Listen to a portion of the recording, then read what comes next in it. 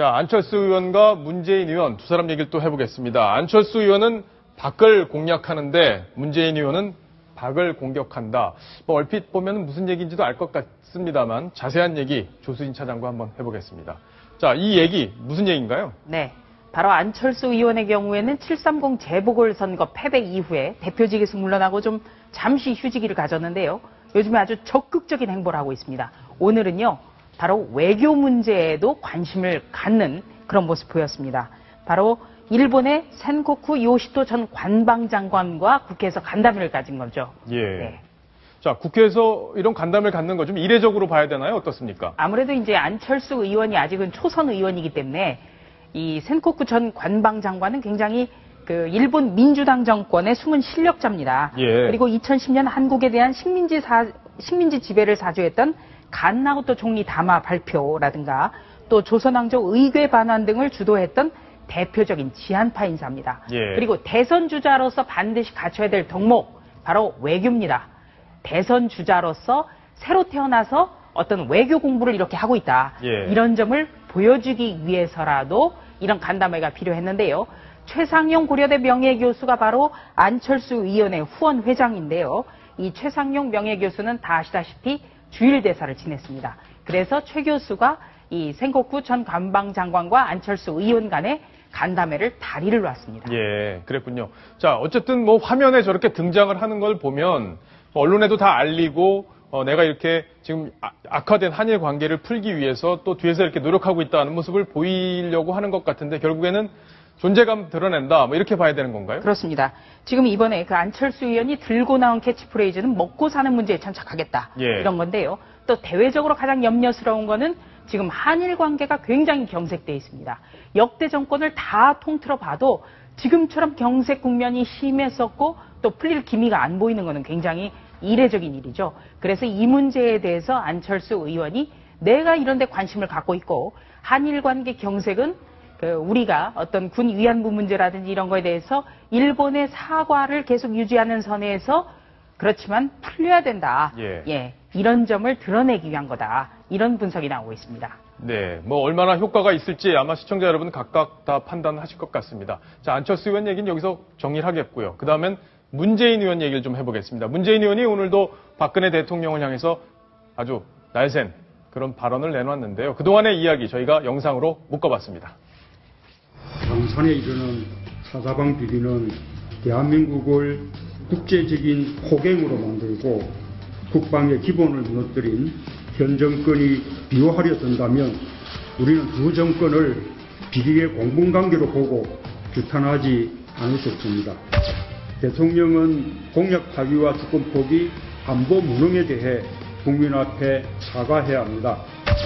대통령이 국회 차원의 논의를 막는 것은 월권이고 상권분립을 무시하는 독재적인 발상입니다. 무신헌법에 대한 논의를 금지했던 70년대 긴급조치 시대를 떠올리게 합니다.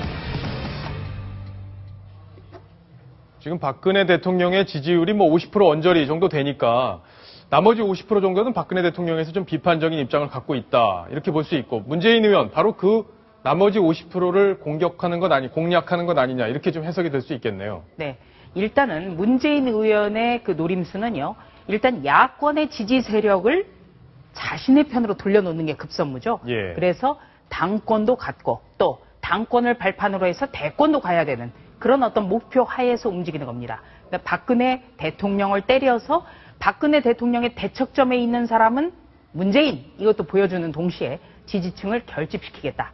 예, 이런 의도가 깔려 있습니다. 예. 자, 오늘 한 얘기 중에 바로 저 사자방 네. 이게 좀 궁금한 포인트인데 계속 논란이 되고 있는 얘기죠. 어떤 얘기인지 네. 설명을 좀 해주시죠. 많은 분들이 궁금해하실 겁니다. 사자방. 요즘에 새정치민주연합에서 계속 끊임없이 나오는 단어가 바로 사자방인데요. 어떤 분들은 사자들이 있는 방이냐 이렇게도 물어보시는데 그건 아니고요. 어떤 분들이 그렇게 생각할까요? 네, 이런 예. 신조어입니다. 새정치민주연합이 만든 건데요. 바로 4대강 비리에서 4자, 자원외교 비리, 그리고 방위사업 비리, 이 앞글자를 딴 게 바로 사자방이다. 이 사자방에 대한 국정조사를 반드시 관철시키겠다. 이런 전략으로 지금 나가고 있습니다. 이 세 가지는요, 혈세가 수십조 원 들어가 있다. 이런 공통점이 있습니다. 그래서 이 수십조 원의 눈먼 돈을 만든 이 총체적 비리를 심판하자 이런 것도 되고요. 또 앞에 두 가지 4대강과 자원개발 비리 의혹은 이명박 정권 때 일이고 또 나머지 한 개 방위사업 비리는 박근혜 정권 들어서고 나서 나타난 거죠.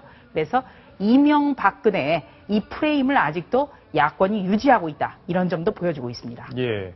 자, 근데 문재인 의원은 지금 당내에서 그리고 당 안팎에서 굉장히 지금 여러 가지 비판을 받고 있는 그런 상황이고 이선 후퇴해야 된다는 얘기까지 지금 일각에서 나오고 있는 상황인데 저렇게 드라이브를 걸면서 어떤 관심을 돌린다 이런 효과도 기대할 수 있는 건가요? 그렇습니다. 일단 지지층에게 문재인이라는 사람을 확실하게 각인시키는 효과가 있겠죠. 예. 그리고 지금 내년 봄으로 예상이 됩니다. 내년 2월 7일 정도로 예상이 되는데요. 이때 새정치민주연합의 당대표 선거가 있습니다. 일단 이때를 1차적인 목표로 잡고 일단 당내의 어떤 당 안팎의 어떤 비난에는 무대응을 하고 예. 일단 바깥에 있는 박근혜 대통령을 향해서만 공격의 날을 세우는 그런 전략입니다. 자, 청와대의 반응이 또 궁금합니다. 네. 손정 팀장. 네. 뭐 부글부글 끓일 것도 같고 아니면 또 관심을 안 두겠다 이럴 것도 같은데 실제 어떻습니까? 네, 지금 뭐 사자방이라고 하고 있는 4대강 자원외교 방위 사업 이거는 어쨌든 박근혜 대통령도 자기도 하겠다. 예. 자기도 철저하게 조사하겠다고 얘기를 한 거고 또 야당에서 충분히 이거에 대해서 문제 제기를 할 수는 있다고 봅니다. 어쨌든 예. 문재인 비대위원이 지금 얘기를 하고 있는데 청와대에서 걱정하는 건 그거죠. 그러니까 지금 이 문재인 비대위원을 비롯한 이 친노 세력이 어쨌든 내년 2월 말씀한 조수진 차장이 얘기한 대로 당대표 선거에서 만약에 친노 쪽이 잡는다면 더 이상 그 야당과의 뭔가 새로운 협상을 하기는 어려워질 거다. 그렇기 때문에 내년 2월 이전에 일단 최대한 관련된 공무원 연금 개혁이든 뭔가 국정 과제들을 지금 현재 야당 지도부가 잘 풀어보겠다라는 의지를 갖고 지금 계속 야당하고 또 접촉을 하는 거고 어쨌든 내년 2월에 친노들이 더 당권을 잡게 되면 지금 문재인 비대위원이 이렇게 계속 날쌘 공격을 하듯이 조수진 차장 얘기대로 일단 박근혜 대통령 공격해서 자기 지지층을 모으겠다는 전략을 세운 거라면 중도층 확장보다는요. 그렇게 되면은 결국 박 대통령하고는 각을 세울 수밖에 없다. 이런 전략 때문에 지금 걱정을 하고 있는 거고 청와대에서는 이런 얘기를 많이 합니다. 그 5년 전에 박근혜 대통령이 이명박 정부 집권 2년 차에 원칙 있는 자본주의라고 해서 새로운 자기네 비전을 보였는데 요즘 자꾸 차기 대권 하기보다 차기 대권 주자들이 조금 더 자신의 목소리를 내는 것이 좋아 보인다라는 얘기들을 또 하기도 예. 하고 그렇습니다. 예. 그렇군요. 자, 야당의 좀 복잡하게 돌아가는 상황 저희가 자세히 한번 짚어봤습니다. 이번 소식 여기까지 정리를 하겠습니다.